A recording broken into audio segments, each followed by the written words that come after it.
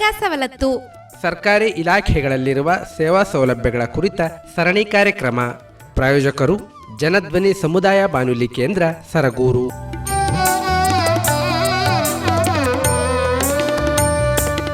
ಪ್ರೀತಿಯ ಕೇಳುಗರಿಗೆಲ್ಲ ನಮಸ್ಕಾರ. ನೀವು ಕೇಳ್ತಾ ಇದ್ದೀರಾ ಜನಧ್ವನಿ ರೇಡಿಯೋ. ಇದು 90.8 ಕಂಪನಾಂಕದಲ್ಲಿ ಸರಗೂರಿನಿಂದ ಪ್ರಸಾರವಾಗುತ್ತಿರುವ ಮೈಸೂರಿನ ಮೊಟ್ಟ ಮೊದಲ ಸಮುದಾಯ ರೇಡಿಯೋ. ನಾನು ನಿಮ್ಮ ರೇಡಿಯೋ ಗೆಳೆಯ ಶ್ರೀಕಾಂತ್ ಸರಗೂರು. ಎಂದಿನಂತೆ ತಮ್ಮೆಲ್ಲರಿಗೂ ಸಾಮಾಜಿಕ ಸವಲತ್ತು ಕಾರ್ಯಕ್ರಮಕ್ಕೆ ಆತ್ಮೀಯವಾದ ಸ್ವಾಗತವನ್ನು ಕೋರುತ್ತಿದ್ದೇನೆ.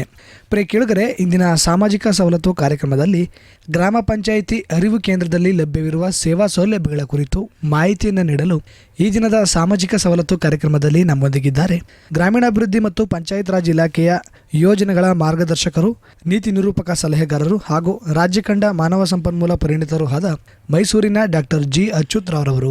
ಬನ್ನಿ ಅವರನ್ನ ಕಾರ್ಯಕ್ರಮಕ್ಕೆ ಸ್ವಾಗತಿಸಿ ಈ ಗ್ರಾಮ ಪಂಚಾಯಿತಿ ಅರಿವು ಕೇಂದ್ರದಲ್ಲಿ ಲಭ್ಯವಿರುವ ಸೇವಾ ಸೌಲಭ್ಯಗಳು ಹಾಗೂ ಇತರ ಚಟುವಟಿಕೆಗಳ ಕುರಿತು ಮಾಹಿತಿಯನ್ನು ತಿಳಿದು ಬರೋಣ. ಸರ್, ತಮ್ಮ ಕಾರ್ಯಕ್ರಮಕ್ಕೆ ಆತ್ಮೀಯವಾದ ಸ್ವಾಗತವನ್ನು ಕೋರ್ತಾ ಇದ್ದೀನಿ. ಸರ್, ನಮಸ್ಕಾರ. ಸರ್, ಏನಿದು ಸರ್ ಗ್ರಾಮ ಪಂಚಾಯಿತಿ ಅರಿವು ಕೇಂದ್ರ? ಇದರ ಹಿನ್ನೆಲೆಯ ಒಂದು ಪರಿಚಯ ಆಗಿರ್ಬೋದು, ಇದರ ಸ್ಥಾಪನೆಯ ಕುರಿತು ಒಂದು ಮಾಹಿತಿಯನ್ನು ತಿಳಿಸ್ಕೊಡಿ ಸರ್. ಗ್ರಾಮ ಪಂಚಾಯಿತಿ ಅರಿವು ಕೇಂದ್ರ ಅನ್ನೋದು ಗ್ರಾಮ ಪಂಚಾಯಿತಿ ಹಂತದ ಒಂದು ಗ್ರಂಥಾಲಯ. ಗ್ರಂಥಾಲಯ ಅಂದರೆ ಒಂದು ಜ್ಞಾನ ಪ್ರಸರಣದ ಕೇಂದ್ರ, ಅರಿವು ಕೇಂದ್ರ. ಮೊದಲು ಇದನ್ನು ಗ್ರಂಥಾಲಯ ಇಲಾಖೆಯವರು ನಿರ್ವಹಿಸ್ತಾ ಇದ್ರು. ಇತ್ತೀಚೆಗೆ ಅದನ್ನು ಗ್ರಾಮ ಪಂಚಾಯಿತಿಗಳ ಸುಪರ್ದಿಗೆ ಕೊಟ್ಟಿದ್ದಾರೆ. ಕಾರಣ ಏನಂದರೆ, ಆ ಇಲಾಖೆಯನ್ನು ಪಂಚಾಯತ್ ರಾಜ್ ಮತ್ತು ಗ್ರಾಮೀಣಾಭಿವೃದ್ಧಿ ಇಲಾಖೆ ಜೊತೆ ಸಮನ್ವಯ ಮಾಡಿದ್ದಾರೆ. ಮೇಲು ಉಸ್ತುವಾರಿ ಈ ಇಲಾಖೆ ಮಾಡಬೇಕು. ಹಾಗಾಗಿ ಗ್ರಾಮ ಪಂಚಾಯಿತಿ ಹಂತದ ಎಲ್ಲ ಗ್ರಂಥಾಲಯಗಳನ್ನು ಗ್ರಾಮ ಪಂಚಾಯಿತಿಯ ಮೇಲುಸ್ತುವಾರಿಗೆ ತರಲಾಗಿದೆ. ಸೊ ಹಾಗಾಗಿ ಅವರು ಅದನ್ನು ಮಾಡ್ತಾರೆ. ಇದಕ್ಕೆ ಬಹು ಉದ್ದೇಶಗಳಿದೆ. ನವೀನ ಮಾದರಿಯ ಗ್ರಂಥಾಲಯಗಳಿದು. ಇದರಲ್ಲಿ ಹಳೆ ಮಾದರಿ ನೋಡೋಕ್ಕಾಗಲ್ಲ. ಎಲ್ಲದರಲ್ಲೂ ಒಂದು ಕನಿಷ್ಠ ಮೂಲಭೂತ ಸೌಕರ್ಯಗಳಿದ್ದೇ ಇರುತ್ತೆ. ರಾಜ್ಯದಲ್ಲಿ ಯಾವುದೇ ಕೇಂದ್ರಕ್ಕೆ ಹೋದರೂ ಅವೆಲ್ಲ ಲಭ್ಯ ಇದೆ. ಆಮೇಲೆ ಮುಖ್ಯವಾಗಿ ಪೀಠೋಪಕರಣಗಳಿದೆ, ಕಲಿಕಾ ಸಾಮಗ್ರಿಗಳಿದೆ, ಪುಸ್ತಕಗಳಿದೆ. ಇವನ್ನೆಲ್ಲ ನಾವು ನೋಡ್ಬೋದು. ಜೊತೆಗೆ ಕಂಪ್ಯೂಟರ್ಗಳು ಕೊಟ್ಟಿದ್ದಾರೆ, ನೆಟ್ವರ್ಕ್ ಕೊಟ್ಟಿದ್ದಾರೆ. ಅದ್ರ ಮುಖಾಂತರ ಸಹಿತ ವಿದ್ಯಾರ್ಥಿಗಳು, ಯುವಜನ, ಮಹಿಳೆಯರು ತುಂಬ ಡಿಜಿಟಲಿ ಕಲಿಯೋಕ್ಕೆ ಸಹಿತ ತುಂಬ ಅವಕಾಶ ಇದೆ. ಒಟ್ಟಾರೆ ಹೇಳೋದಾದರೆ ಈ ಗ್ರಾಮ ಪಂಚಾಯಿತಿ ಗ್ರಂಥಾಲಯಗಳು ಸಮಗ್ರ ಜ್ಞಾನ, ಮಾಹಿತಿ ಒದಗಿಸುವ ಮತ್ತು ಗ್ರಾಮೀಣ ಸಮುದಾಯಗಳಿಗೆ ವಿವಿಧ ಸೌಲಭ್ಯಗಳ ಕುರಿತು ಜಾಗೃತಿ, ಅರಿವು ಉಂಟು ಮಾಡುವ ಕೇಂದ್ರ. ಯಾಕಂದರೆ ನೂರಾರು ಕಾರ್ಯಕ್ರಮಗಳಿದೆ, ನೂರಾರು ಸಾಮಾಜಿಕ ನೀತಿಯ ಅಂಶಗಳಿದೆ, ಮತ್ತು ನಾಗರಿಕ ಸನ್ನದ್ಧಗಳಿದೆ. ಇವೆಲ್ಲ ಜನರಿಗೆ ಆಗಾಗ ರಿಎನ್ಫೋರ್ಸ್ ಮಾಡಬೇಕು, ಹೇಳ್ತಾ ಇರಬೇಕು ಪುನಃ.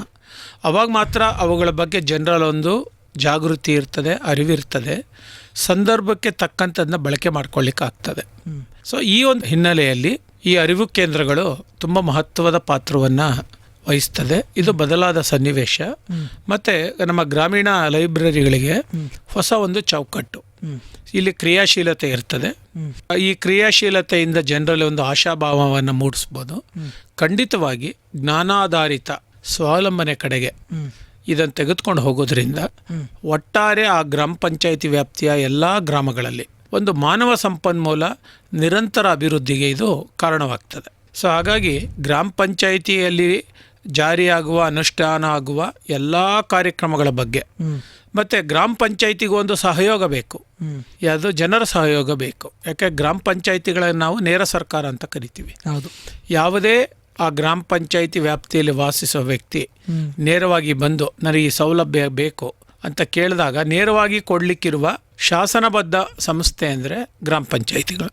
ಸೊ ಹಾಗಾಗಿ ಕೇಂದ್ರ, ರಾಜ್ಯ ಸರ್ಕಾರ, ಪಂಚಾಯತ್ ರಾಜ್ ವ್ಯವಸ್ಥೆಯ ಯಾವುದೇ ಕಾರ್ಯಕ್ರಮಗಳಿಗಿರಲಿ, ಅದಕ್ಕೆ ಫಲಾನುಭವಿಗಳನ್ನು ಗುರುತು ಮಾಡೋದು, ಅವುಗಳ ಬಗ್ಗೆ ಜಾಗೃತಿ ಉಂಟು ಮಾಡೋದು, ಆಮೇಲೆ ಗ್ರಾಮ ಸಭೆಗಳು ಮಾಡೋದು, ಆಮೇಲೆ ಸೋಷಿಯಲ್ ಆಡಿಟ್ ನಡೆಸುವಂಥದ್ದು, ಸಾಮಾಜಿಕ ಪರಿಶೋಧನೆ ಅಂತೀವಿ.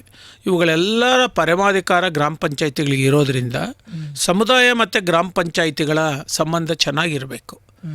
Give and take. ಮತ್ತು ಸಮುದಾಯಕ್ಕೆ ಯಾವ್ಯಾವ ಥರದ ಅರಿವುಗಳು ಬೇಕು, ಮಾಹಿತಿಗಳು ಬೇಕು, ಮತ್ತು ಪ್ರಶಿಕ್ಷಣ ಸಂಗತಿಗಳು ಬೇಕು, ಅದು ಸಿಗಬೇಕು. ಈ ಕೇಂದ್ರದವುಗಳ ಮುಖಾಂತರ ಗ್ರಾಮ ಪಂಚಾಯಿತಿ ಅದು ಮಾಡೋಕ್ಕೆ ಹೊರಡುತ್ತೆ.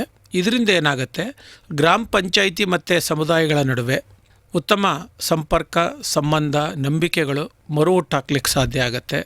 ಮತ್ತು ಒಂದು ಘನತೆ, ಗೌರವ, ಸಮಾಧಾನ, ಒಂದು ಹಿರಿಮೆ ಪಂಚಾಯಿತಿಗಾಗಲಿ ಸಮುದಾಯಗಳಿಗಾಗಲಿ ಮರು ಸ್ಥಾಪನೆ ಮಾಡಲಿಕ್ಕಿದು ಸಹಕಾರಿಯಾಗತ್ತೆ ಅಂತ ನಾನು ಅದ್ರ ಭಾವಿಸಿದ್ದೀನಿ. ಸರ್, ಹಾಗಾದರೆ ಈ ಗ್ರಾಮ ಪಂಚಾಯಿತಿ ಅರಿವು ಕೇಂದ್ರದಲ್ಲಿ ದೈನಂದಿನ ಕಾರ್ಯಚಟುವಟಿಕೆಗಳು ಏನಿರುತ್ತೆ, ಪ್ರಮುಖವಾಗಿ ಏನೆಲ್ಲ ಸೇವೆಗಳು ಲಭ್ಯ ಇರುತ್ತೆ ಸರ್? ಮುಖ್ಯವಾಗಿ ಇದರ ಉದ್ದೇಶಗಳು ಅರ್ಥ ಮಾಡ್ಕೊಂಡ್ರೆ ಅವೆಲ್ಲ ನಮ್ಗೆ ಅರ್ಥ ಆಗ್ತದೆ. ಮೊದಲನೇದಾಗಿ ಇದು ಜ್ಞಾನ ಕೇಂದ್ರ, ನಾಲೆಡ್ಜ್ ಹಬ್ ಅಂತ ಕರಿತೀವಿ. ಇಲ್ಲಿ ಡಿಜಿಟಲ್ ಕಲಿಕೆಗೆ ಅವಕಾಶ ಇದೆ, ಪುಸ್ತಕಗಳಿದೆ, ಪೇಪರ್ಗಳಿದೆ, ಆಮೇಲೆ ಅನೇಕ ರೀತಿಯ ಮ್ಯಾಗಝಿನ್ಸ್ ಬರುತ್ತೆ, ಅವೆಲ್ಲ ಅವ್ರು ಓದ್ಕೋಬೋದು. ಆಮೇಲೆ ಕೆರಿಯರ್ ಗೈಡೆನ್ಸ್ ಇದೆ. ಸೊ ಹೈಸ್ಕೂಲಿಂದ ಹಿಡಿದು ಕಾಲೇಜು ಮತ್ತು ಸ್ನಾತಕೋತ್ತರ ಪದವಿಯವರೆಗೂ ಓದ್ತಾ ಇರುವ ಅಥವಾ ಅರ್ಧಂಬರ್ಧ ಓದಿ ಏನಾದ್ರು ಸ್ವಯಂ ಉದ್ಯೋಗ ಮಾಡ್ತೀವಿ ಅನ್ನುವ ಎಲ್ಲ ಯುವಜನತೆಗೆ, ಮಹಿಳೆಯರಿಗೆ ಅಲ್ಲಿಗೆ ಕೆರಿಯರ್ ಗೈಡೆನ್ಸ್ ಇದೆ. ಆಮೇಲೆ ಜನರಲ್ ನಾಲೆಡ್ಜ್ಗೆ ಅವಕಾಶ ಇದೆ. ಅಲ್ಲಿ ಬಂದು ಕೂತ್ಕೊಂಡು ನೀವು ಡಿಜಿಟಲ್ ಮುಖಾಂತರ ಕಲೀಲಿಕ್ಕೆ, ಕಂಪ್ಯೂಟರ್ಗಳನ್ನ ಆಪ್ರೇಟ್ ಮಾಡಲಿಕ್ಕೆ ಅವಕಾಶ ಇದೆ. ಇದು ಜನರಿಗೆ ಸೇವೆಗಳನ್ನ ಒದಗಿಸತ್ತೆ. ಎರಡನೇದು ಡಿಜಿಟಲ್ ಸಶಕ್ತೀಕರಣ ಅಂತ. ಈಗ digital empowerment is more important. Digital ಎಲ್ಲ ಆಗಿದೆ, ಅರ್ಬನ್ ಏರಿಯಾದಲ್ಲಿ ಆಗಿದೆ ಅಥವಾ ಸೆಮಿ ಅರ್ಬನ್ ಏರಿಯಾದಲ್ಲಿ ಆಗಿದೆ. ಗ್ರಾಮೀಣ ಪ್ರದೇಶಗಳಿಗೆ ಹೋದರೆ ನಗರಕ್ಕೆ ಹತ್ತಿರ ಇರುವ ಒಂದು 10-15 ಕಿಲೋಮೀಟರ್ ವ್ಯಾಪ್ತಿನಲ್ಲಿ ನಾವು ನೋಡ್ಬೋದು. ಇನ್ನೂ ನಾವು ಒಳಕ್ಕೆ ಹೋದಾಗ ಇದು ಆಗೋದಿಲ್ಲ, ಆಗ್ತಾ ಇಲ್ಲ, ಅಷ್ಟೊಂದು ಪರಿಣಾಮಕಾರಿ ಇಲ್ಲ. ಇನ್ನೂ ಅಲ್ಲೆಲ್ಲ ತಪ್ಪು ಕಲ್ಪನೆಗಳಿದೆ, ಇಗ್ನೋರೆನ್ಸ್ ಇದೆ. ಅಂಥ ಕಡೆ ಎಲ್ಲ ಇದೇನು ಮಾಡುತ್ತೆ, ಡಿಜಿಟಲ್ ಸಶಕ್ತೀಕರಣ ಮಾಡುತ್ತೆ. ಯಾಕಂದರೆ ಕಂಪ್ಯೂಟರ್ಗಳಿದೆ, ಮತ್ತು ಅಲ್ಲೆಲ್ಲ ಇಂಟರ್ನೆಟ್ ಫೆಸಿಲಿಟಿ ಇದೆ, ಬ್ಯಾಕಪ್ಸ್ ಕೊಟ್ಟಿದ್ದಾರೆ. ಸೊ ಯಾರು ಬೇಕಾದ್ರೂ ಅಲ್ಲಿ ಕೂತ್ಕೊಂಡು ಅಪ್ಲೋಡ್, ಡೌನ್ಲೋಡ್, ಆಮೇಲೆ ಮಾಹಿತಿಗಳನ್ನ ಅಕ್ಸೆಸ್ ಮಾಡ್ಬೋದು, ವೆಬ್ಸೈಟ್ಗಳನ್ನ ವೆರಿಫೈ ಮಾಡ್ಬೋದು, ತಮ್ಮ ದೂರು ಮತ್ತು ಅಹವಾಲುಗಳನ್ನ ದಾಖಲಿಸ್ಬೋದು. ಇದಕ್ಕೆಲ್ಲ ಅಲ್ಲಿ ಅವಕಾಶ ಇದೆ. ಸೊ ಇವೆಲ್ಲವನ್ನು ಈ ಗ್ರಾಮ ಪಂಚಾಯಿತಿಯಲ್ಲಿ ಈಗ ಹೊಸದಾಗಿ ಅಡಕ ಮಾಡಿ ಅದನ್ನು ನಿರ್ವಹಿಸಲಾಗ್ತಾ ಇದೆ. ಆ ಗ್ರಂಥಪಾಲಕರು ಅಂತ ಯಾರಿದ್ದಾರೆ, ಅರಿವು ಕೇಂದ್ರದ ಮುಖ್ಯಸ್ಥರು, ಅವರಿಗೆ ಇವುಗಳ ಬಗ್ಗೆ ಎಲ್ಲ ತರಬೇತಿ ಆಗಿದೆ. ಇನ್ನು ಗ್ರಾಮದಲ್ಲಿ ಮತ್ತಾರಾದರೂ ಯುವಕರು, ಮಹಿಳೆಯರು ಡಿಜಿಟಲ್ ಎಕ್ಸ್ಪರ್ಟೈಸ್ ಪರಿಣಿತಿ ಅವರಲ್ಲಿತ್ತು ಅಂತ ಹೇಳಿದ್ರೆ ಅವರು ಸಹಿತ ನೇರವಾಗಿ ಬಂದು ಸೀಮಿತ ಅವಧಿ ಅಥವಾ ಒಂದು ನಿರ್ದಿಷ್ಟ ಅವಧಿನಲ್ಲಿ ಕೂತ್ಕೊಂಡು ಅವುಗಳನ್ನ ಬಳಕೆ ಮಾಡ್ಕೋಬೋದು. ಸೊ ಹಾಗಾಗಿ ಎಲ್ಲದಕ್ಕೂ ನಗರ ಪ್ರದೇಶಕ್ಕೆ ಓಡ್ ಬರಬೇಕನ್ನೋ ಧಾವಂತ ಇಲ್ಲ. ಈಗ ಕರೆಂಟ್ ಇರಬೇಕು, ಒಂದು ನೆಟ್ವರ್ಕ್ ಇರಬೇಕು, ಅಲ್ಲೇ ಕೂತ್ಕೊಂಡು ಇಡೀ ಜಗತ್ತನ್ನ ಅವರು ಸಂಪರ್ಕಿಸಲಿಕ್ಕೆ ಅವಕಾಶ ಇದೆ. ಮೂರನೇದು ಒಗ್ಗೂಡಿಸುವಿಕೆ, ಒಳಗೊಳ್ಳುವಿಕೆ ಅಂತ ಕರಿತೀವಿ. ಇದಕ್ಕೆ ನಾವು ಇನ್ಕ್ಲೂಸಿವಿಟಿ ಅಂತ ಕರಿತೀವಿ. ಈಗ ಮುಖ್ಯವಾಗಿ ಗ್ರಾಮದಲ್ಲಿ ಯಾರು ಬಿಟ್ಟೋಗ್ತಾರೆ ಅಂದರೆ ವಿಶೇಷ ಚೈತನ್ಯ ಉಳ್ಳವರು ಬಿಟ್ಟೋಗ್ತಾರೆ, ಡಿಸೇಬಲ್ ಇವರು, ಬೇರೆ ಬೇರೆ ಕಾರಣಗಳಿಗೆ. ಇನ್ನು ಕೆಲವು ಅತ್ಯಂತ ತಳು ಸಮುದಾಯದ ಕೇರಿಗಳು, ಕುಟುಂಬಗಳು ನಮ್ಮಿಂದ ಮಿಸ್ ಆಗೋಗುತ್ತೆ, ಇಲ್ಲಿ ಬರೋಕ್ಕೆ ಆಗೋದಿಲ್ಲ ಅಲ್ವಾ. ಅಂಥವರಿಗೆ ಇಲ್ಲಿ ವ್ಯವಸ್ಥೆಗಳನ್ನು ಮಾಡಿಕೊಡ್ಬೇಕಂತ ಇದೆ. ವಿಶೇಷವಾಗಿ ಒಂದು ವಾತಾವರಣ ನಿರ್ಮಾಣ ಮಾಡಿ, ಮುಖ್ಯವಾಗಿ ವಿಶೇಷ ಚೈತನ್ಯ ಜನರು ಗಣಕಯಂತ್ರಗಳನ್ನ ಸುಲಭವಾಗಿ ಬಳಸಿಕೊಂಡು ಅವರ ಶಿಕ್ಷಣವನ್ನು ಮುಂದುವರಿಸ್ಬೋದು. ಡಿಸ್ಟೆನ್ಸ್ ಲರ್ನಿಂಗ್ ಅಂತ ಕರಿತೀವಿ, ದೂರ ಶಿಕ್ಷಣ ಪದ್ಧತಿಯಲ್ಲಿ ಮಾಡ್ಬೋದು. ಯಾರು ಬೇಕಾದ್ರೂ ಡಿಸ್ಟೆನ್ಸ್ ಲರ್ನಿಂಗ್ ತೊಗೋಬೋದು. ಮತ್ತು ಆನ್ಲೈನ್ ಕ್ಲಾಸಸ್ ಇದ್ದರೆ ಇಲ್ಲಿ ಬಂದು ಅವರು ಪಾಠಗಳನ್ನ ಕಲ್ತ್ಕೊಳ್ಳಿಕ್ಕೆ, ತರಗತಿಗಳನ್ನ ಭಾಗವಹಿಸ್ಲಿಕ್ಕೆಲ್ಲ ಅವಕಾಶ ಇದೆ. ನಾಲ್ಕನೇದು ಅವೇರ್ನೆಸ್ ಆ್ಯಂಡ್ ಲಿಟ್ರಸಿ ಅಂತ ನಾವು ಕರಿತೀವಿ, ಅರಿವು ಮತ್ತು ಸಾಕ್ಷರತೆ. ಈ ಅರಿವು ಮತ್ತು ಸಾಕ್ಷರತೆ ಅನ್ನೋದು ಇದೆಯಲ್ಲ, ಇದು ನಿರಂತರ ಪ್ರಕ್ರಿಯೆ. ಒಂದು ಸಾರ್ತಿ ಅರಿವು ಬಂದ್ಬಿಡ್ತು, ನನಗೆ ಸಾಕ್ಷರತೆ ಆಗೋಯಿತು ಅನ್ನೋದಲ್ಲ. ಜೀವನದ ಬೆಳವಣಿಗೆ ಹಂತದಲ್ಲಿ ನಮ್ಮ ಜೀವನ ಬೆಳವಣಿಗೆ ಆದ ಹಾಗೆ ಅರಿವು ಮತ್ತು ಸಾಕ್ಷರತೆಯ ಕೌಶಲಗಳು ಮತ್ತು ಅದರ ಮಟ್ಟಗಳು ಬದಲಾಗ್ತಾ ಹೋಗುತ್ತೆ. ಯಾಕಂದರೆ ನಾವು ಹೊಸ ಹೊಸ ಸನ್ನಿವೇಶಗಳನ್ನ ನಿಭಾಯಿಸಬೇಕಾಗತ್ತೆ, ಎದುರಿಸ್ಬೇಕಾಗತ್ತೆ. ಅದಕ್ಕೆ ಪೂರಕವಾಗಿ ಬೇಕಾಗುವ ಎಲ್ಲ ಅರಿವು ಸಂಗತಿಗಳನ್ನ ನಾನು ಅಪ್ಡೇಟ್ ಮಾಡ್ಕೊಳ್ತಾ ಇರಬೇಕು. ಅದೇ ರೀತಿ ಸಾಕ್ಷರತೆ ಅಂಶಗಳೇನಿದೆ, ಮೂಲ ಕಲಿಕೆ ಸಾಮರ್ಥ್ಯಗಳು, ಲೆಕ್ಕ ಮತ್ತು ಅದನ್ನು ಅಭಿವ್ಯಕ್ತಿ ಮಾಡುವಂಥದ್ದು, ಮತ್ತು ಕುತೂಹಲ ಅನ್ನುವ ಗುಣ, ಇವುಗಳೆಲ್ಲ ಸಾಕ್ಷರತೆಯಲ್ಲಿ ಬರುತ್ತೆ. ಮತ್ತು ಓದು ನಾನು ಕಲಿತುಕೊಳ್ಳಬಲ್ಲೆ, ಬರೆದು ನನ್ನ ಭಾವನೆಗಳನ್ನು ವ್ಯಕ್ತಪಡಿಸಬಲ್ಲೆ ಅನ್ನುವ ಸಾಮರ್ಥ್ಯ ಇದೆಯಲ್ಲ, ಇದಕ್ಕೆ ನಾವು ಸಾಕ್ಷರತೆ ಅಂತ ಕರಿತೀವಿ. ಸೊ ಇವುಗಳು ಭಾಗದು ತುಂಬ ಮುಖ್ಯ.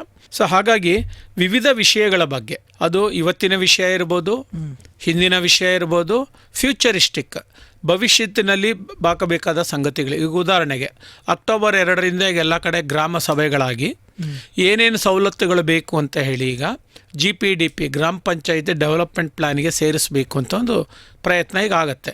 ಅದು ಎಷ್ಟನೇ ತಾರೀಕುವರೆಗೂ ಇರುತ್ತೆ? ನವೆಂಬರ್ 30ರವರೆಗೂ ಇರುತ್ತೆ. ಅವುಗಳ ಬಗ್ಗೆ ನಾವು ಆಗಸ್ಟ್ ಸೆಪ್ಟೆಂಬರಲ್ಲಿ ಅವೇರ್ನೆಸ್ ಕೊಡ್ಬೋದು. ಯಾರ್ಯಾರಿಗೆ ವಿವಿಧ ಸವಲತ್ತುಗಳು ಬೇಕು ಯೋಜನೆ ಅಡಿನಲ್ಲಿ 26-27ನೇ ಸಾಲಿಗೆ ಈಗಲೇ ನೀವು ಬೇಡಿಕೆಯನ್ನು ಸಲ್ಲಿಸಿ. ಅದೇ ತಾನೇ ಗ್ರಾಮ ಸ್ವರಾಜ್. ಜನ ಬಂದು ಕೇಳಬೇಕು, ಅದು ನಾವು ಯೋಜನೆ ಮಾಡಬೇಕು, ಅದನ್ನೇ ನಾವು ನಿರೂಪಿಸಿ ಇಲಾಖೆಗಳಿಂದ ಕಾರ್ಯ ಸಂಯೋಜನೆ ಮಾಡಿ ನೇರವಾಗಿ ಫಲಾನುಭವಿಗೆ ಕೊಡಿಸ್ಬೇಕು. ಇದು ಒಂದು ಉದಾಹರಣೆ ಅಷ್ಟೇ. ಅದೇ ರೀತಿ ನಮಗೆ ಕೆಲವು ಸಂವಿಧಾನಬದ್ಧ ಹಕ್ಕುಗಳಿದೆ, ಆ ಹಕ್ಕುಗಳ ಜೊತೆಗೆ ಕರ್ತವ್ಯಗಳಿದೆ. ಇವುಗಳ ಬಗ್ಗೆ ಪದೇ ಪದೇ ನಾವು ಜನರಲ್ಲಿ ಜಾಗೃತಿ ಉಂಟು ಮಾಡಬೇಕು. ಯಾಕಂದರೆ ಹಕ್ಕು ಮತ್ತು ಕರ್ತವ್ಯಗಳನ್ನ ನಾವು ಬೇಗ ಮರ್ತೋಗ್ಬಿಡ್ತೀವಿ. ಯಾರಾದರೂ ಒಬ್ಬರು ಹೇಳ್ತಾ ಇದ್ರೆ ಮಾತ್ರ ನೆನಪಿಗೆ ಬರ್ತದೆ, ಮತ್ತದು ದಿನನಿತ್ಯ ನಮ್ಮ ಚಟುವಟಿಕೆಗಳಲ್ಲಿ ಆಚರಣೆಗೆ ತರ್ತೀವಿ ಅಲ್ವಾ. ಸೊ ಅವುಗಳ ಬಗ್ಗೆ ಇರ್ಬೋದು, ಮತ್ತು ಅವುಗಳ ಸೂಕ್ಷ್ಮತೆಗಳನ್ನು ಉಂಟು ಮಾಡೋದು. ಯಾಕಂದರೆ ಮಾಹಿತಿ ಎಲ್ಲರಲ್ಲೂ ಇರುತ್ತೆ, ಅರಿವು ಎಲ್ಲರಲ್ಲೂ ಇರುತ್ತೆ, ಆದರೆ ಸೂಕ್ಷ್ಮತೆ, ಒಂದು ನಡವಳಿಕೆ ಮನೋಭಾವದಲ್ಲಿ ಬದಲಾವಣೆ ಬರಬೇಕು ಅಂದರೆ ಪದೇ ಪದೇ ನಾವು ಸಂಪರ್ಕ ಕಾರ್ಯಕ್ರಮಗಳು ಮಾಡಬೇಕು, ಸಂವಾದ ಮಾಡಬೇಕು, ಒಗ್ಗೂಡಿಸ್ಬೇಕು. ಅದಕ್ಕೊಂದು ಸಮುದಾಯ ಕೂತ್ಕೊಂಡು ನಾವು ಪ್ರತಿಯೊಬ್ಬರ ಭಾವನೆಗಳನ್ನು ನಾವು ಗೌರವಿಸ್ತೀವಿ ಅನ್ನೋ ಒಂದು ವಾತಾವರಣ ನಿರ್ಮಾಣ ಮಾಡಬೇಕಂದ್ರೆ ಅದೊಂದು ಕಲಿಕಾ ಕೇಂದ್ರ ಆಗಲೇಬೇಕಲ್ವಾ. ಮತ್ತು ನಾವೆಲ್ಲ ಒಟ್ಟಿಗೆ ಸೇರುವ ಒಂದು ಕೇಂದ್ರ ಆಗಲೇಬೇಕಲ್ವಾ, ಚಟುವಟಿಕೆ ಕೇಂದ್ರ ಆಗಲೇಬೇಕಲ್ವಾ. ಸೊ ಇದರಲ್ಲಿ ತರಬೇಕಂತ ಅವರು ಮಾಡಿದ್ದಾರೆ. ಇದು ಇನ್ನೊಂದು ಮುಖ್ಯವಾಗಿರೋದು ಕಮ್ಯುನಿಟಿ ಎಂಗೇಜ್ಮೆಂಟ್ ಅಂತ. ಸಮುದಾಯವನ್ನು ಸೇರ್ಪಡಿಸ್ಕೋಬೇಕು ಅಂತ ವಿಷಯ ತಜ್ಞರನ್ನು ಕರೆಸಿ ಜ್ಞಾನಾಧಾರಿತ ಚರ್ಚೆಗಳನ್ನ ಇಡಬೇಕು, ಚರ್ಚಾಕೂಟಗಳನ್ನ ಪೂರ್ವ ಸಿದ್ಧತೆಗಳು ಮಾಡಿಕೊಂಡು ಯಾವ ವಿಷಯದ ಬಗ್ಗೆ ಜ್ಞಾನ ಕೊಡಬೇಕು. ಈಗ ಉದಾಹರಣೆಗೆ ಒಂದು ನೀರಾವರಿ ಬಗ್ಗೆ, ಬೆಳೆಗಳ ಬಗ್ಗೆ ಕೊಡ್ತೀರಾ, ಅವ್ರನ್ನ ಕರೆಸಿ ಜನರನ್ನ ಮೊಬಿಲೈಸ್ ಮಾಡಿ ಅರ್ಧ ಗಂಟೆ, ಮುಕ್ಕಾಲು ಗಂಟೆ, 1 ಗಂಟೆ ಮಾಹಿತಿಗಳನ್ನ ಕೊಡುವಂಥದ್ದು. ಎಲ್ಲೋ ಬನ್ನಿ ಮಾಹಿತಿ ಕೊಡ್ತೀವಿ ಅನ್ನೋದು ಬೇರೆ, ಆದರೆ ಪಂಚಾಯಿತಿ ಅರಿವು ಕೇಂದ್ರದಲ್ಲಿ ಕೊಡ್ತೀವಿ ಅನ್ನೋದು ಬೇರೆ. ಯಾಕಂದರೆ ತುಂಬ ಚೆನ್ನಾಗಿ ಅಲ್ಲಿ ವಾತಾವರಣ ನಿರ್ಮಾಣ ಆಗ್ತದೆ, ಪ್ರೇರಣೆ ಉಂಟಾಗ್ತದೆ, ಮತ್ತು ಜನರಿಗಿರುವ ಕುತೂಹಲದ ಅಂಶಗಳಿಗೆ ನಾವು ನೇರವಾಗಿ ಪರಿಹಾರವನ್ನು ಸೂಚಿಸಲಿಕ್ಕೆ ಅಥವಾ ಅವರು ಒಂದು ಪರಿಹಾರವನ್ನು ಕಂಡುಕೊಳ್ಳಲಿಕ್ಕೆ ಈ ಕೇಂದ್ರಗಳು ಕಾರಣ ಆಗ್ತದೆ. ಸೊ ಈ ಥರದ ಕಾರ್ಯಕ್ರಮಗಳನ್ನು ಮಾಡಬೇಕು.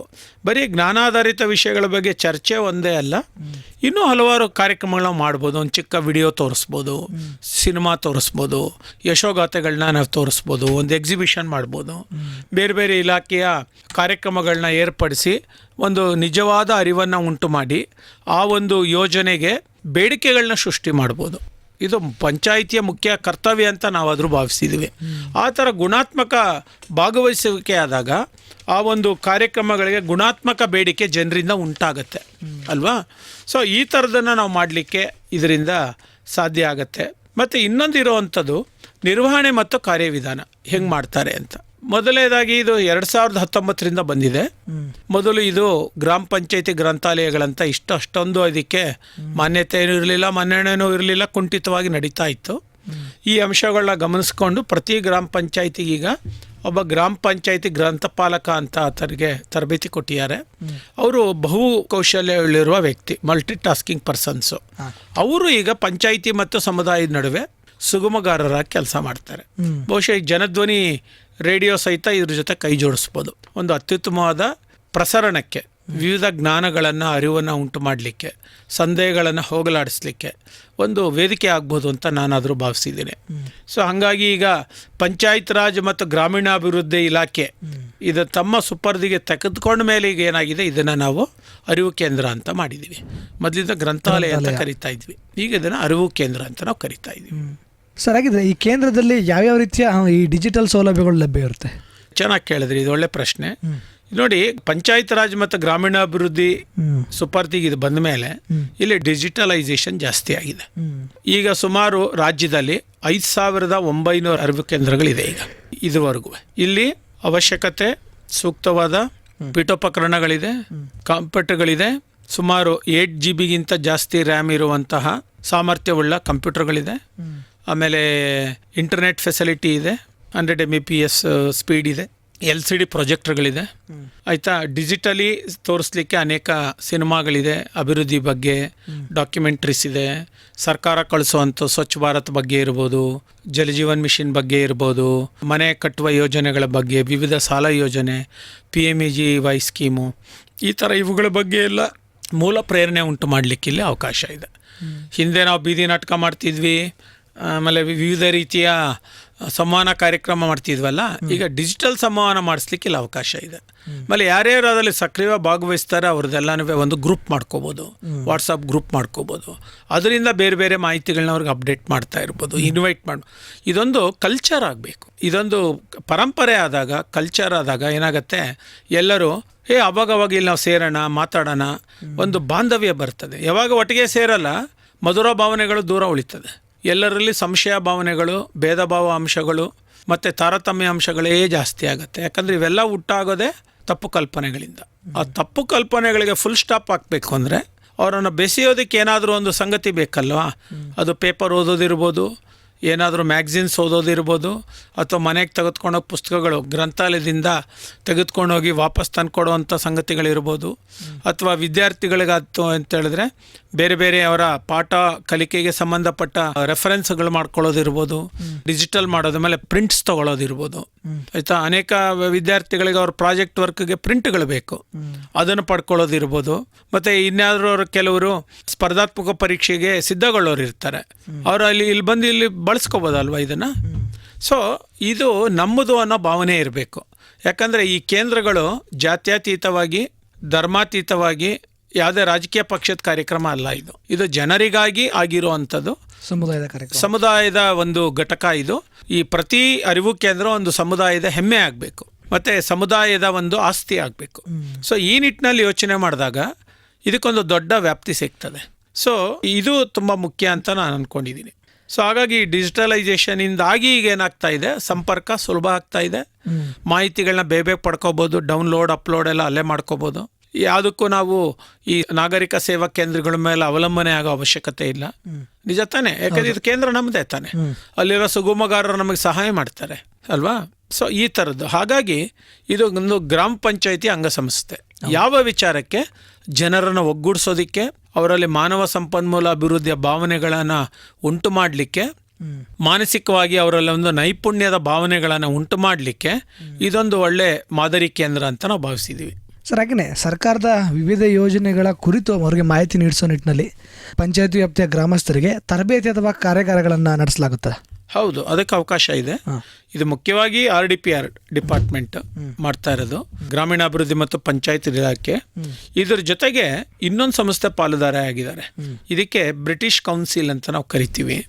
ಇವರೇನು ಮಾಡಿದ್ದಾರೆ, ಉಚಿತವಾಗಿ ಅನೇಕ ಕಾರ್ಯಕ್ರಮಗಳ ಇದನ್ನ ನಮ್ಮ ಜೊತೆ ಸೇರಿಸಿದ್ದಾರೆ. ಮುಖ್ಯವಾಗಿ ಅವ್ರು ಮಾಡಿರೋದು ಏನಪ್ಪ ಅಂತ ಹೇಳಿದ್ರೆ, ಈ ಅರಿವು ಕೇಂದ್ರಗಳಲ್ಲಿ ಒಂದು ಕಂಟೆಂಟ್ಗಳನ್ನ ರೆಡಿ ಮಾಡಿ ಇದನ್ನ ನೀವು ವಿದ್ಯಾರ್ಥಿಗಳಿಗೆ ತೋರಿಸಿ. ಮುಖ್ಯವಾಗಿ ಇಂಗ್ಲಿಷ್ ಭಾಷಾ ಕಲಿಕೆ, ವ್ಯಾಕರಣ, ಮತ್ತೆ ಪತ್ರ ಬರೆಯೋದು ಹೇಗೆ, ಕರೆಸ್ಪಾಂಡೆನ್ಸ್ ಮಾಡೋದು ಹೇಗೆ, ಈ ಥರದಕ್ಕೆಲ್ಲ ಅವರೆಲ್ಲ ಏನು ಮಾಡಿದ್ದಾರೆ, ಕಾರ್ಯಕ್ರಮಗಳನ್ನ ಮಾಡಿ ಕೊಟ್ಟಿದ್ದಾರೆ. ಅದನ್ನು ಈಸಿಯಾಗಿ ಅಕ್ಸೆಸ್ ಮಾಡ್ಬೋದು, ಅಲ್ಲಿ ಕೂತ್ಕೊಂಡು ಮಕ್ಕಳು ಕಲಿಬೋದು. ಸೊ ಅದೊಂದು ಹ್ಯಾಬಿಟ್ ಮಾಡಬೇಕು. ಸ್ಥಳೀಯ ಶಾಲೆಯವರು ವಿದ್ಯಾರ್ಥಿಗಳಿದಾರಲ್ಲ, ಅವ್ರನ್ನ ಒಂದೊಂದು ಚಿಕ್ಕ ಚಿಕ್ಕ ಗುಂಪುಗಳಲ್ಲಿ ಕರ್ಕೊಂಡೋಗಿ ಅಲ್ಲಿ ಪಾಠ ಯೋಜನೆಗಳನ್ನ ಮಾಡಿಸ್ಲಿಕ್ಕೆ, ಮತ್ತು ಪೂರಕ ಚಟುವಟಿಕೆಗಳು, ಪಠ್ಯ ಪೂರಕ ಚಟುವಟಿಕೆಗಳು ಮಾಡಿಸ್ಲಿಕ್ಕೆ ಇಲ್ಲಿ ತುಂಬ ಅವ್ರಿಗೆ ಅವಕಾಶಗಳಿದೆ. ಅದನ್ನು ಅವರು ಬಳಸ್ಕೋಬೇಕು. ಮತ್ತು ಇನ್ನೊಂದು ತುಂಬ ಮುಖ್ಯವಾಗಿ ಗಮನಿಸಬೇಕಾದ ಅಂಶ ಏನಪ್ಪ ಅಂದರೆ, 2025 ಜುಲೈ ಆದಮೇಲೆ ಈ ಇಲಾಖೆ, RDPR ಇಲಾಖೆ ತರಂಗಿಣಿ ಅಂತ ಒಂದು ಯೋಜನೆಯನ್ನು ಇಲ್ಲಿ ತಂದಿದ್ದಾರೆ. ಏನಿದು ತರಂಗಿಣಿ ಯೋಜನೆ ಅಂದರೆ, ಈ ಒಂದು ಅರಿವು ಕೇಂದ್ರಗಳಲ್ಲಿ ಅಲೆಕ್ಸಾ ಡಿವೈಸ್ನ ಕೊಟ್ಟಿದ್ದಾರೆ. ಅಲೆಕ್ಸಾ. ಸೊ ನೀವೊಂದು ವಾಯ್ಸ್ ರೆಕಗ್ನಿಷನ್ ಇದೆ, ನೀವೇನು ಬೇಡಿಕೆ ಸಲ್ಲಿಸ್ತೀರಾ ಅದು ಟಕ್ ಅಂತ ನಿಮಗೆ ವಿದಿನ್ ಸೆಕೆಂಡ್ ಏನು ಮಾಡಿಬಿಡುತ್ತೆ, ಮಾಹಿತಿನ ಒದಗಿಸುತ್ತೆ. ಅಡಿಬಲ್, ಕಿವಿಯಲ್ಲಿ ಕೇಳಿಸ್ಕೊಳ್ಬೋದು ಅಲ್ವಾ. ಸೊ ಈ ಒಂದು ಡಿವೈಸ್ನ ಕೊಡ್ತಾ ಇರೋದ್ರಿಂದ ಏನಾಗ್ತಾ ಇದೆ, ಈ ಕೇಂದ್ರಗಳಲ್ಲಿ ಒಂದು ಪ್ರಾಮುಖ್ಯತೆ ತುಂಬ ಪಡ್ಕೊತಾ ಇದೆ, ಮಹತ್ವ ತುಂಬ ಪಡ್ಕೊತಾ ಇದೆ. ಅದೊಂದು ವಿದ್ಯಾರ್ಥಿಗಳಿಗಂತೂ ತುಂಬ ಕುತೂಹಲ ಅದು ಅಲ್ವಾ. ತಾವೇನು ಕೇಳ್ತಾರೋ ಅದಕ್ಕೊಂದು ಉತ್ತರ ಬಂದ್ಬಿಡುತ್ತೆ. ಯಾರ ಮೇಲೂ ಡಿಪೆಂಡ್ ಆಗೋದು ಬೇಕಾಗಿಲ್ಲ, ಅವಲಂಬನೆ ಆಗೋದು ಬೇಕಿಲ್ಲ. ಅದು ತಮಾಷೆಗಿರ್ಬೋದು, ಸೀರಿಯಸ್ ಆಗಿರ್ಬೋದು ಅಲ್ವಾ, ಎಲ್ಲದಕ್ಕೂ ಅದು ರೆಸ್ಪಾಂಡ್ ಮಾಡುತ್ತೆ. ಹಾಗಾಗಿ ಇದೊಂದು ಏನಾಗಿದೆ, ಡಿಜಿಟಲ್ ಅಕ್ಸೆಸ್ಗೆ ಮತ್ತು ಕಲಿಕಾ ವಾತಾವರಣ ಸೃಷ್ಟಿಗೆ ತುಂಬ ಸಹಾಯಕವಾಗಿದೆ. ಈ ಒಂದು ಕಾರ್ಯಕ್ರಮನ ಈಗ ಅದರೊಳಗಡೆ ತಗೊಂಬಂದಿದ್ದಾರೆ. ಸೊ ಅದಾದ್ಮೇಲೆ ಇನ್ನೊಂದು ದರ್ಶಿನಿ ಕಾರ್ಯಕ್ರಮ ಅಂತ ಒಂದು ತಂದಿದ್ದಾರೆ. ಅರಿವು ಕೇಂದ್ರಗಳಲ್ಲಿ ಹೆಚ್ಚು ಬಹುಚೈತನ್ಯ ಯಾರಿದಾರಲ್ಲ ಅವರನ್ನು ಒಳಪಡಿಸ್ಕೊಂಡು ಕೆಲವು ಕಾರ್ಯಕ್ರಮಗಳು ಮಾಡಬೇಕು ನೀವು ಅಂತ. ಮುಖ್ಯವಾಗಿ ಅವ್ರಿಗೆ ಅಗತ್ಯವಾಗಿರೋ ಕೆಲವು ಪರಿಕರಗಳನ್ನ ಕೊಡುವಂಥದ್ದು. ಈಗ ವೀಲ್ ಚೇರ್ ಬೇಕು, ಸೆಲೆಬ್ರರ್ ಪಾಲಿಸಿ ಚೇರ್ಸ್ ಬೇಕು, ಆಮೇಲೆ ಅಸಿಸ್ಟಿವ್ ಡಿವೈಸಸ್ ಬೇಕು, ಆಯಿತಾ, ಹಿಯರಿಂಗ್ ಏಡ್ ಇರ್ಬೋದು, ಇಂಥವುಗಳನ್ನ ಇದ್ರ ಮುಖಾಂತರ ಒದಗಿಸ್ಬೇಕು ಅಂತ ಸರ್ಕಾರ ಒಂದು ನೀತಿ ಮಾಡಿರೋದ್ರಿಂದ ಎಲ್ಲರೂ ತಾಲೂಕ್ ಪಂಚಾಯತಿಗೆ ಅಥವಾ ಇಲಾಖೆಗೆ ಹೋಗಿ ತಗೊಳ್ಳುವಂಥ ಪರಿಸ್ಥಿತಿ ಈಗಿಲ್ಲ. ಈ ಕೇಂದ್ರದ ಮುಖಾಂತರನೇ ಗುರುತಿಸ್ಬೋದು. ಅರ್ಹರನ್ನ ಗುರುತಿಸಿ ಮತ್ತು ವಿತರಣೆ ಮಾಡೋದಕ್ಕೂ ಗ್ರಾಮ ಪಂಚಾಯಿತಿ ಇಲ್ಲೇ ವ್ಯವಸ್ಥೆ ಮಾಡುತ್ತೆ. ಸೊ ಹಾಗಾಗಿ ದೂರದ ಊರಿಗೆ ಹೋಗಿ ಬರಬೇಕು ಅನ್ನೋ ಒಂದು ಒತ್ತಡ ಇಲ್ಲ. ಮತ್ತು ಎರಡನೇದಾಗೆ ಪ್ರಾದೇಶಿಕವಾಗಿ ಆ ಒಂದು ವ್ಯಾಪ್ತಿನಲ್ಲಿ ಯಾರ್ಯಾರಿಗೆ ಏನು ಅಗತ್ಯ ಇದೆ ಅಂತ ಗುರುತು ಮಾಡೋದು ಅದು ಸಮಾಜದ ಜವಾಬ್ದಾರಿ, ಒಬ್ಬ ಅಧಿಕಾರಿ ಜವಾಬ್ದಾರಿ ಅಲ್ವಲ್ಲ. ಸೊ ಹಾಗಾಗಿ ಈ ಥರದ್ದೆಲ್ಲ ಕೆಲಸಗಳು, ಅವರೊಂದು UDID ಕಾರ್ಡ್ ತೊಗೊಳ್ಳೋವಂಥದ್ದು, ಇದೆಲ್ಲವನ್ನೂ ಈ ಕೇಂದ್ರದಿಂದ ಮಾಡಲಿಕ್ಕೆ ಅವಕಾಶ ಇದೆ. ಅದನ್ನು ಈಗ ಹೊಸದಾಗಿ ದರ್ಶಿನಿ ಕಾರ್ಯಕ್ರಮ ಅಂತ ಈ ಕಾರ್ಯಕ್ರಮದ ಒಳಗಡೆ ತಂದಿದ್ದಾರೆ. ಇದೊಂದು ತುಂಬ ಮಹತ್ವ ಸಂಗತಿ ಅಂತ ನಾನು ಅಂದ್ಕೊಂಡಿದ್ದೀನಿ. ಸೊ ಇದಲ್ಲದೆ ಬ್ರಿಟಿಷ್ ಕೌನ್ಸಿಲ್ ಕಾರ್ನರ್ಗಳಂತ ಮಾಡಿದ್ದಾರೆ. ಇದೊಂದು ಅಂತಾರಾಷ್ಟ್ರೀಯ ಸಂಪನ್ಮೂಲ ಸಂಗತಿಗಳು. ಸೊ ಪುಸ್ತಕಗಳು ಕೊಟ್ಟಿದ್ದಾರೆ ಮತ್ತು ಡಿಜಿಟಲ್ ರೂಪದಲ್ಲೂ ಕೊಟ್ಟಿದ್ದಾರೆ. ಸೊ ಇದು ಅರಿವು ಕೇಂದ್ರಗಳಲ್ಲಿ ಎಲ್ಲ ಕಡೆ ಸಿಗ್ತಾ ಇದೆ. ಈಗ ಅದು ಪ್ರಾಯೋಗಿಕವಾಗಿ ಒಂದು 200 ಕೇಂದ್ರಗಳಲ್ಲಿ ಶುರು ಮಾಡಿದ್ದಾರೆ. ಎಲ್ಲಿ ಈ ಬೇಡಿಕೆ ಚೆನ್ನಾಗಿದೆ, ಮಾಡ್ಬೋದು ಅನ್ಸತ್ತೆ. ಆಮೇಲೆ ನಮ್ಮ ಸುಗಮಕಾರರು ಇದ್ದಾರಲ್ಲ, ಗ್ರಂಥಪಾಲಕರು, ಅವ್ರು ಯಾರು ಆ್ಯಕ್ಟಿವ್ ಆಗಿದ್ದಾರೆ ಅಂತ ಕಡೆ ಈಗ ಪ್ರಾಯೋಗಿಕವಾಗಿ ಶುರು ಮಾಡಿದ್ದಾರೆ. ಇದನ್ನು ಹಂತ ಹಂತವಾಗಿ ಬೇರೆ ಬೇರೆ ಭಾಗಕ್ಕೂ ವಿಸ್ತರಿಸಬೇಕನ್ನೋ ಒಂದು ಆಲೋಚನೆ ಇಟ್ಕೊಂಡಿದ್ದಾರೆ. ಇದೊಂದು ತುಂಬ ಮಹತ್ತರವಾದ ಯೋಜನೆ ಮತ್ತು ಸಂಗತಿ ಅಂತ ನಾನು ಭಾವಿಸಿದ್ದೀನಿ. ಈ ಕೇಂದ್ರದ ಕಾರ್ಯಚಟುವಟಿಕೆಗಳು ಯಶಸ್ವಿಯಾಗುವ ನಿಟ್ಟಿನಲ್ಲಿ ಸಾರ್ವಜನಿಕರ ಪಾತ್ರ ಅಥವಾ ಸಹಭಾಗಿತ್ವ ಹೇಗಿರಬೇಕು ಸರ್? ಖಂಡಿತ. ಮುಖ್ಯವಾಗಿ ಇಲ್ಲಿ ಕಾರ್ಯಕ್ರಮಗಳು ಅಂತ ಬಂದಾಗ ಒಂದು ವುಮನ್ ಎಂಪವರ್ಮೆಂಟ್ ಪ್ರೋಗ್ರಾಮ್ಸ್ಗೆ ಹೆಚ್ಚು ಆದ್ಯತೆ, ಮಹಿಳಾ ಸಶಕ್ತೀಕರಣ ಕಾರ್ಯಕ್ರಮಗಳಿಗೆ ತುಂಬ ಆದ್ಯತೆ. ಸೊ ಎರಡನೇದು child welfare activities. Child welfare activity ಅಂದರೆ ಏನು ಬರುತ್ತೆ? ಲಾಲನೆ, ಪೋಷಣೆ, ಶಿಕ್ಷಣ, ಸಾಮಾಜಿಕ ಬೆಂಬಲ, ಆಮೇಲೆ ಅವರಲ್ಲೊಂದು ನಡವಳಿಕೆ ಮನೋಭಾವ ಬೆಳೆಸೋದು, ವ್ಯಕ್ತಿತ್ವ ಬೆಳೆಸೋದು, ಅವರಲ್ಲೊಂದು ಚೇತೋಹಾರಿ ಅಂಶಗಳನ್ನ ಬೆಳೆಸೋದೆಲ್ಲ ಚೈಲ್ಡ್ ವೆಲ್ಫೇರ್ ಆಕ್ಟಿವಿಟೀಸ್ ಅಂತ ನಾವು ತಗೊಳ್ಬೋದು. ಸೊ ಹಾಗಾಗಿ ಆ ಅಂಶಗಳು ಬರುತ್ತೆ. ಬಾಲ ಕಾರ್ಮಿಕತೆ ಬಗ್ಗೆ ಒಂದು ಸೂಕ್ಷ್ಮತೆ, ಆಮೇಲೆ ಬಾಲ್ಯ ವಿವಾಹದ ಬಗ್ಗೆ ಒಂದು ಸೂಕ್ಷ್ಮತೆ ಉಂಟು ಮಾಡೋದು. ಈಗ ಮದುವೆ ಆಗೋರು ಇರ್ತಾರೆ, ಮದುವೆ ಮಾಡೋರು ಇರ್ತಾರೆ ಅಲ್ವಾ? ಅವರುಗಳ ನಡುವೆ ಈಗ ಆಗೋರು ಮತ್ತೆ ಮದುವೆ ಆಗಬೇಕಾಗಿರೋರು ಇಬ್ಬರ ನಡುವೆ ಈ ಒಂದು ಸೂಕ್ಷ್ಮತೆಯನ್ನು ಉಂಟು ಮಾಡಲಿಕ್ಕೆ ಬಹುಶಃ ಕೆಳ ಹಂತದಲ್ಲಿ ತುಂಬ ಕೆಲಸ ಆಗಬೇಕು. ಕಾನೂನುಗಳೇನು ಮಾಡಲ್ಲ, ಕಾನೂನು ಬರೋದೆಲ್ಲ ಆದಮೇಲೆ ಅಲ್ವಾ? ಆ ಘಟನೆ ನಡೆಯೋಕ್ಕೆ ಮೊದಲು ನಾವು ಒಂದು ತಡೆ ಮಾಡಬೇಕು, ಜಾಗೃತಿ ಉಂಟು ಮಾಡಬೇಕು ಅಂದರೆ ಖಂಡಿತವಾಗಿ ನಾವೇನು ಮಾಡಬೇಕಾಗತ್ತೆ, ಈ ಅರಿವು ಕಾರ್ಯಕ್ರಮಗಳ ಕಡೆ ಮತ್ತು ಮನಸ್ಸಿನ ಬದಲಾವಣೆ, ಮನಸ್ಸು ಬದಲಾವಣೆ ಕಡೆ ನಾವು ಗಮನ ಕೊಡಬೇಕಲ್ಲ. ಈ ಕೇಂದ್ರಗಳು ಖಂಡಿತ ಅದಕ್ಕೆ ಸಹಾಯ ಮಾಡುತ್ತೆ. ಆಮೇಲೆ ಇನ್ನೊಂದು ಮುಖ್ಯ ಈ ವಾತಾವರಣ ನಿರ್ಮಾಣ. ಅದು ಪರಿಸರದಲ್ಲಿ ಈಗ ತುಂಬ ವಾತಾವರಣ ಬದಲಾವಣೆ ಆಗ್ತಾ ಇದೆ ಅಲ್ಲ, ಇದ್ರ ಕಡೆ ಗಮನ ಕೊಡುವಂಥದ್ದು. ಅದೊಂದು ಜಾಗತಿಕ ಅಂಶ ಆದ್ರೂ ಸ್ಥಾನಿಕವಾಗಿ ತುಂಬ ಸಹಾಯ ಆಗ್ತಾ ಇದೆ. ಇದಕ್ಕಾಗೆ ಒಂದೇ ದಿನದಲ್ಲಿ ಮಳೆನೂ ಆಗುತ್ತೆ, ಬಿಸಿಲು ಇರುತ್ತೆ, ಚಳಿನೂ ಇರುತ್ತೆ. ಯಾವುದಕ್ಕೆ ಹೊಂದ್ಕೊಳ್ಳೋದು? ಮರ ಗಿಡಗಳು ಹೊಂದ್ಕೊಳ್ಳೋಕ್ಕಾಗಲ್ಲ, ಪ್ರಾಣಿ ಪಕ್ಷಿಗಳು ಹೊಂದ್ಕೊಳ್ಳೋಕ್ಕಾಗಲ್ಲ, ಮನುಷ್ಯನಿಗೂ ಆಗಲ್ಲ. ಅದರಿಂದ ಅವನಿಗೆ ಅನೇಕ ಕಾಯಿಲೆಗಳು ಬರೋದನ್ನು ನಾವು ನೋಡ್ತಾ ಇದ್ದೀವಿ, ಅನಾನುಕೂಲಗಳಾಗೋದು ನೋಡ್ತಾ ಇದ್ದೀವಿ. ವಾಡಿಕೆಗಿಂತ ಜಾಸ್ತಿ ಮಳೆ ಆಗಿಬಿಡುತ್ತೆ, ವಾಡಿಕೆಗಿಂತ ಜಾಸ್ತಿ ಬಿಸಿಲು ಬಂದ್ಬಿಡುತ್ತೆ, ವಾಡಿಕೆಗಿಂತ ಜಾಸ್ತಿ ಬರಗಾಲ ಬಂದ್ಬಿಡುತ್ತೆ. ಹೆಂಗಿರೋದು? ಈ ಅಂಶಗಳ ಬಗ್ಗೆ ಜಾಗೃತಿ ಮೂಡಿಸೋದಿದೆಯಲ್ಲ, ಇದು ಒಂದಿನದಲ್ಲಿ ಮಾಡೋ ಕೆಲಸ ಅಲ್ಲ, ಇದು ನಿರಂತರವಾಗಿ ಮಾಡಬೇಕಾಗಿರುವಂಥದ್ದು. ಮತ್ತು ಒಂದು ಚೌಕಟ್ಟಿನಲ್ಲಿ ಹೇಳಬೇಕಾಗಿದೆ ಈ ಅಂಶಗಳನ್ನು. ಈ ಪರಿಸರ ವಾತಾವರಣ ಬದಲಾವಣೆ ಅಂಶಗಳ ಬಗ್ಗೆ ನಾನೊಂದು ವಸ್ತು ಬಳಸ್ತಾ ಇದ್ದೀನಿ, ಊರಲ್ಲಿ ಬಿಸಾಕ್ತಾ ಇದ್ದೀನಿ, ಇದರಿಂದ ಉಂಟಾಗುವಂಥ ಪರಿಣಾಮ ಏನು? ಪ್ಲಾಸ್ಟಿಕ್ ಬ್ಯಾಗ್ ಬಗ್ಗೆನೇ ಉದಾಹರಣೆಗೆ ತಗೊಳ್ಳೋಣ. ಎಷ್ಟು ಪ್ಲಾಸ್ಟಿಕ್ ಬ್ಯಾಗ್ನ ನಾವು ಹೊರಗಡೆಯಿಂದ ಗ್ರಾಮಕ್ಕೆ ತಗೊಂಡು ಹೋಗ್ತೀವಿ, ಎಂಡ್ ಯೂಸ್ ಏನು ಯಾರಿಗೂ ಗೊತ್ತಿಲ್ಲ. ಒಂದು ಬಿಸಾಕೋದು ಇಲ್ಲ ಸುಟ್ಟಾಕೋದು, ಇಷ್ಟೇ ನೋಡ್ತಾ ಇದ್ದೀವಿ. ಸುಟ್ಟಾಕೋದ್ರಿಂದ ಏನು ಪರಿಣಾಮ, ಅಡ್ಡ ಪರಿಣಾಮ ಗೊತ್ತಿಲ್ಲ. ಅಥವಾ ಪ್ಲಾಸ್ಟಿಕ್ ಮರುಬಳಕೆಗೆ ಏನು ಗ್ರಾಮ ಪಂಚಾಯತಿ ವ್ಯವಸ್ಥೆ ಮಾಡಿದೆ ಗೊತ್ತಿಲ್ಲ. ನಿಜ ತಾನೇ? ಅಂಥ ಒಂದು ಅನಿಶ್ಚಿತತೆಯಲ್ಲಿ ನಮ್ಮ ಬಿಹೇವಿಯರ್ ಹೆಂಗಿರಬೇಕು ಅನ್ನೋ ಒಂದು ಪ್ರಜ್ಞೆ ತರೋದಿದೆಯಲ್ಲ, ಅದು ಈ ಅರಿವು ಕೇಂದ್ರಗಳಿಂದ ಆಗಬೇಕು ಅಂಥದ್ದು. ಸೊ ಇನ್ನೊಂದಿರೋವಂಥದ್ದು ಹಸಿರು ಶಿಷ್ಟಾಚಾರ ಅಂತ ಇದೆ. ಗ್ರೀನ್ ಡೆಕೋರಮ್ಸ್ ಇದೆಯಲ್ಲ, ಏನು ಪಾಲಿಸ್ಬೇಕು ಏನು ಪಾಲಿಸ್ಬಾರ್ದು, ಕಾರ್ಬನ್ ಲೆವೆಲ್ ಎಷ್ಟಿರಬೇಕು. ಒಳ್ಳೆ ಕಾರ್ಬನ್ನೂ ಇದೆ, ಆದರೆ ಕೆಟ್ಟ ಕಾರ್ಬನ್ನು ಎಷ್ಟು ಇರಬೇಕು. ಯಾಕಂದರೆ ಕಾರ್ಬನ್ ಇಲ್ಲ ಅಂದರೆ ಬೆಳೆನೂ ಬೆಳೆಯೋಕ್ಕಾಗಲ್ಲ, ಆಮೇಲೆ ತೇವಾಂಶ ಹಿಡಿದಿಟ್ಕೊಳ್ಳೋಕ್ಕಾಗಲ್ಲ. ಅದು ಒಳ್ಳೆ ಕಾರ್ಬನ್ ಅದು. ಆದರೆ ನಾವು ಇವತ್ತು ಯೋಚನೆ ಮಾಡಬೇಕಾಗಿರೋದು ಏನು ಉರಿ ಮಾಡ್ತಾ ಇದ್ದೀವಿ, ಅದರಲ್ಲಿ ಕಾರ್ಬನ್ ಲೆವೆಲ್ ಎಷ್ಟಿದೆ, ಅದು ನಾವು ಶ್ವಾಸಕೋಶಕ್ಕೆ ತಗೋಬೋದಾ, ಆಮೇಲೆ ಬೆಳೆಗಳು ಅದನ್ನು ತಗೋಬೋದಾ, ಕುಡಿಬೋದಾ, ಒಳ್ಳೆ ಆಹಾರ ಉತ್ಪಾದನೆ ಆಗುತ್ತಾ ಇಲ್ವಾ, ಅದರಿಂದ ನಮಗಾಗುವಂಥ ತೊಂದರೆಗಳೇನು, ಜೆನೆಟಿಕ್ಸ್ ಮೇಲೆ ಜೀನ್ಸ್ ಮೇಲೆ ಆಗುವಂಥ ತೊಂದರೆಗಳೇನು, ಈ ಎಲ್ಲ ಅಂಶಗಳನ್ನ ನಾವು ಗ್ರೀನ್ ಪ್ರೋಟೋಕಾಲ್ ಅಂತ ಕರಿತೀವಿ.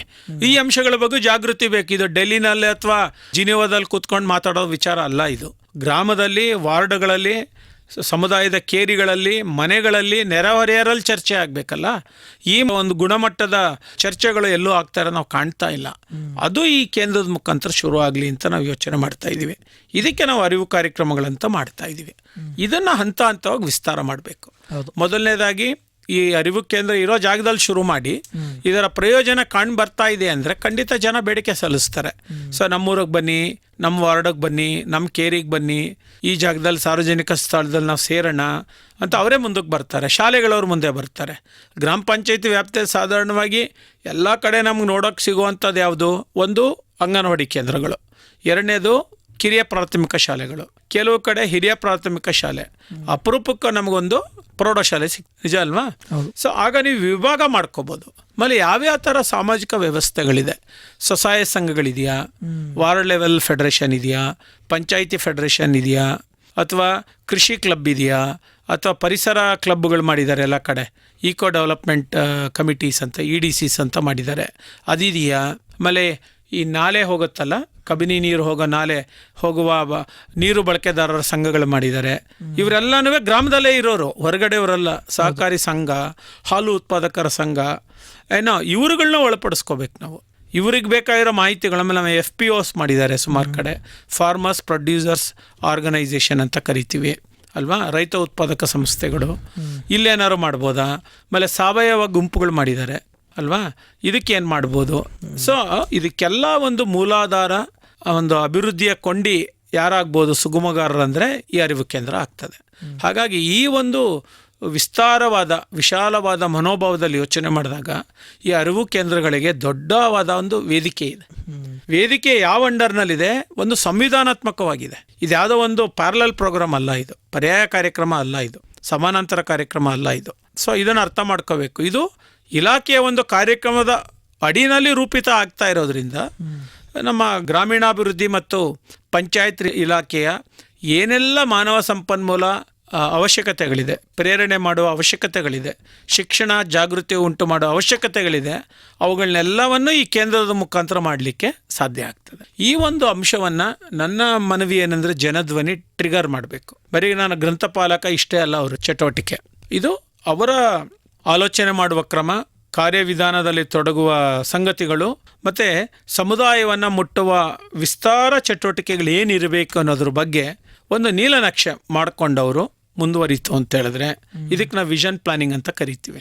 ಬಹುಶಃ ಇದು 1 ವರ್ಷದಲ್ಲಿ ಈ ಎಲ್ಲ ಕೇಂದ್ರಗಳು ಒಂದು ಸಬಲೀಕರಣ ಆಗ್ತದೆ ಮತ್ತು ಇದರಿಂದ ಹೆಚ್ಚು ಹೆಚ್ಚು ಜನಕ್ಕೆ ಪ್ರಯೋಜನ ಆಗ್ತದೆ. ಅವರಲ್ಲಿ ಇರುವಂಥ ಒಂದು ಇಗ್ನೋರೆನ್ಸ್ ಅಂತ ಹೇಳ್ತೀವಿ, ಮಾಹಿತಿ ಕೊರತೆ, ಮತ್ತು ಅದಕ್ಕೆ ಪೂರಕವಾಗಿ ಇರುವಂಥ ಒಂದು ನಡವಳಿಕೆ ಸ್ವಭಾವಗಳನ್ನ ನಾವು ತಿದ್ದೋದ್ರ ಮುಖಾಂತರ ನಮ್ಮ ಗ್ರಾಮ ಪಂಚಾಯಿತಿ ಒಂದು ಸಕ್ರಿಯ ಕ್ರಿಯಾಶೀಲ ಗ್ರಾಮ ಪಂಚಾಯಿತಿ ನಾವು ಮಾಡಕ್ಕೆ ಹೊರಟ್ವಿ ಅಂದರೆ ಖಂಡಿತವಾಗಿ ನಾವೆಲ್ಲ ಏನೊಂದು ಆಶಯ ಇಟ್ಕೊಂಡಿದ್ದೀವಲ್ಲ, ಸ್ವ ಅಧಿಕಾರ ಅಥವಾ ಇದೊಂದು ಗ್ರಾಮದ ಅಧಿಕಾರ ಅಥವಾ ಇದೊಂದು ವಿಕೇಂದ್ರೀಕರಣ ಆಡಳಿತ, ಗ್ರಾಮ ಸ್ವರಾಜ್ ಅಂತ ನಾವೇನು ಮಾತಾಡ್ತಾ ಇದ್ದೀವಲ್ಲ, ಅದಕ್ಕೊಂದು ಅರ್ಥ ಬರ್ತದೆ. ಆಗ ಜನರಿಂದ ಜನರಿಗಾಗಿ ಜನರೇ ನಿರ್ಧಾರ ಮಾಡಿ ಜನರೇ ರೂಪಿಸಿ ಅನುಷ್ಠಾನ ಮಾಡುವ ಸರ್ಕಾರ, ಅದೇ ಗ್ರಾಮ ಸ್ವರಾಜ್. ಸೊ ಆ ಗ್ರಾಮ ಸ್ವರಾಜ್ಗೆ ಇದೊಂದು ತಳಪಾಯ ಆಗ್ತದೆ. ಮತ್ತು ಕೆಳ ಹಂತದ ಪ್ರಜಾಪ್ರಭುತ್ವದ ಸಂಗತಿಗಳಿದೆಯಲ್ಲ, ಭಾಗವಹಿಸೋದು, ಚರ್ಚೆಯಲ್ಲಿ ಭಾಗವಹಿಸೋದು, ಮತ್ತು ಆಯ್ಕೆಯ ಸ್ವತಂತ್ರ, ಮತ್ತು ಜನರ ಅಭಿಪ್ರಾಯಗಳನ್ನು ಮನ್ನಣೆ ಮಾಡುವಂಥದ್ದು, ಇದನ್ನು ನಾವು ಏನು ಅಂತ ಕರಿತೀವಿ ತಳ ಹಂತದ ಪ್ರಜಾಪ್ರಭುತ್ವದ ಮೌಲ್ಯಗಳು ಅಂತ ಕರಿತೀವಿ. ಅವುಗಳಿಗೆ ಒಂದು ಸ್ಥಿರತೆ ಬರ್ತದೆ ಮತ್ತು ಅದಕ್ಕೊಂದು ದೊಡ್ಡ ವ್ಯಾಪ್ತಿಯನ್ನು ನಾವು ಸೃಷ್ಟಿ ಮಾಡ್ದಂಗಾಗತ್ತೆ ಅಂತ ನಾವೆಲ್ಲ ಭಾವಿಸಿದ್ದೀವಿ. ಭಾಳ ಸಂತೋಷ. ಇಷ್ಟೊತ್ತು ನಮ್ಮ ಸಾಮಾಜಿಕ ಸವಲತ್ತು ಕಾರ್ಯಕ್ರಮದಲ್ಲಿ ಗ್ರಾಮೀಣಾಭಿವೃದ್ಧಿ ಮತ್ತು ಪಂಚಾಯತ್ ರಾಜ್ ಇಲಾಖೆ ಅಭಿವೃದ್ಧಿ ಮತ್ತು ಒಂದು ಮಾಹಿತಿ ಜಾಗೃತಿಯನ್ನು ಗ್ರಾಮ ಪಂಚಾಯಿತಿ ಸಾರ್ವಜನಿಕರಲ್ಲಿ ಮೂಡಿಸೋ ನಿಟ್ಟಿನಲ್ಲಿ ಏನು ಗ್ರಾಮ ಪಂಚಾಯಿತಿ ಅರಿವು ಕೇಂದ್ರಗಳನ್ನು ಪಂಚಾಯಿತಿ ಮಟ್ಟದಲ್ಲಿ ತೆರೆದಿದೆ, ಇದರ ಸ್ಥಾಪನೆಯ ಗುರಿ ಉದ್ದೇಶಗಳಾಗಿರ್ಬೋದು, ಈ ಕೇಂದ್ರದಲ್ಲಿ ಜರುಗುವಂಥ ಕಾರ್ಯಚಟುವಟಿಕೆಗಳು, ಲಭ್ಯವಿರುವಂಥ ಪ್ರಮುಖ ಸೇವೆಗಳು, ಅದರಲ್ಲೂ ವಿಶೇಷವಾಗಿ ಡಿಜಿಟಲ್ ಸೇವೆಗಳಾಗಿರ್ಬೋದು, ಯಾವ್ಯಾವ ರೀತಿಯ ತಂತ್ರಜ್ಞಾನಗಳನ್ನು ಈ ಕೇಂದ್ರದಲ್ಲಿ ನಾವು ಅಳವಡಿಸಿ ಸೇವೆಗಳನ್ನು ಕೊಡಲಾಗ್ತಿದೆ ಅನ್ನೋದು ಕುರಿತು, ಇದರಲ್ಲಿ ಸಾರ್ವಜನಿಕರ ಸಹಭಾಗಿತ್ವ, ಅವರಿಗೆ ವಿಶೇಷವಾಗಿ ನಡೆಸುವಂಥ ವಿವಿಧ ರೀತಿಯ ಚಟುವಟಿಕೆಗಳು, ತರಬೇತಿಗಳು, ಕಾರ್ಯಗಳು, ಇವೆಲ್ಲ ಯಶಸ್ವಿಯಾಗೋ ನಿಟ್ಟಿನಲ್ಲಿ ಸಾರ್ವಜನಿಕರ ಸಹಭಾಗಿತ್ವ ಹೇಗಿರಬೇಕು ಅನ್ನೋದು ಕುರಿತು ಬಹಳ ಉಪಯುಕ್ತ ಮಾಹಿತಿಯನ್ನು ಈ ಗ್ರಾಮ ಪಂಚಾಯಿತಿ ಅರಿವು ಕೇಂದ್ರದ ಕುರಿತು ಕೇಳುಗರಲ್ಲಿ ಒಂದಷ್ಟು ಮಾಹಿತಿಯನ್ನು ಹಾಗೂ ಅರಿವನ್ನು ಮೂಡಿಸಿದ್ದಕ್ಕೆ, ನಮ್ಮ ಕಾರ್ಯಕ್ರಮದಲ್ಲಿ ತಾವು ಭಾಗಿಯಾಗಿದ್ದಕ್ಕೆ ತಮಗೆ ತುಂಬ ಹೃದಯದ ಧನ್ಯವಾದಗಳನ್ನು ತಿಳಿಸೋದಕ್ಕೆ ಇಷ್ಟಪಡ್ತೀನಿ ಸರ್. ಅವಕಾಶಕ್ಕೆ ಧನ್ಯವಾದಗಳು. ನಮಸ್ಕಾರ. ಪ್ರಿಯ ಕೇಳುಗರೆ, ಇದುವರೆಗೂ ನೀವು ಕೇಳ್ತಾ ಇದ್ರಿ ನಮ್ಮ ಸಾಮಾಜಿಕ ಸವಲತ್ತು ಕಾರ್ಯಕ್ರಮದಲ್ಲಿ ಗ್ರಾಮೀಣಾಭಿವೃದ್ಧಿ ಮತ್ತು ಪಂಚಾಯತ್ ರಾಜ್ ಇಲಾಖೆ ಪಂಚಾಯಿತಿ ವ್ಯಾಪ್ತಿಯ ಸಾರ್ವಜನಿಕರಲ್ಲಿ ಒಂದು ಅರಿವು ಹಾಗೂ ಮಾಹಿತಿಯನ್ನು ನೀಡುವ ಉದ್ದೇಶದಿಂದ ಗ್ರಾಮ ಪಂಚಾಯಿತಿ ಅರಿವು ಕೇಂದ್ರಗಳ ಮುಖಾಂತರ ವಿವಿಧ ರೀತಿಯ ಕಾರ್ಯಚಟುವಟಿಕೆಗಳು ಹಾಗೂ ಸೇವಾ ಸೌಲಭ್ಯಗಳನ್ನು ನೀಡ್ತಾ ಬರ್ತಿರೋದು ಕುರಿತು ಇದುವರೆಗೂ ಮಾಹಿತಿಯನ್ನು ಹಂಚಿಕೊಂಡಂಥವರು ಗ್ರಾಮೀಣಾಭಿವೃದ್ಧಿ ಮತ್ತು ಪಂಚಾಯತ್ ರಾಜ್ ಇಲಾಖೆಯ ಯೋಜನೆಗಳ ಮಾರ್ಗದರ್ಶಕರು ಹಾಗೂ ನೀತಿ ನಿರೂಪಕರಾದಂತಹ ಮೈಸೂರಿನ ಡಾಕ್ಟರ್ ಜಿ ಅಚ್ಯುತ್ರವರವರು. ಇದಾಗಿತ್ತು ಇವತ್ತಿನ ನಮ್ಮ ಸಾಮಾಜಿಕ ಸವಲತ್ತು ಕಾರ್ಯಕ್ರಮ. ಮತ್ತೊಂದು ಸಾಮಾಜಿಕ ಸವಲತ್ತು ಕಾರ್ಯಕ್ರಮದಲ್ಲಿ ಮತ್ತೊಂದು ಯೋಜನೆ ಕುರಿತು ತಮ್ಮನ್ನು ಮತ್ತೆ ಭೇಟಿಯಾಗ್ತೀನಿ. ಅಲ್ಲಿವರೆಗೂ ಕೇಳ್ತಾ ಇರಿ ಜನಧ್ವನಿ. ಇದು ನಿಮ್ಮ ಧ್ವನಿ, ನಿಮ್ಮೂರ ಧ್ವನಿ, ಜನರ ಧ್ವನಿಯಾದ ಜನಧ್ವನಿ. ನಮಸ್ಕಾರ.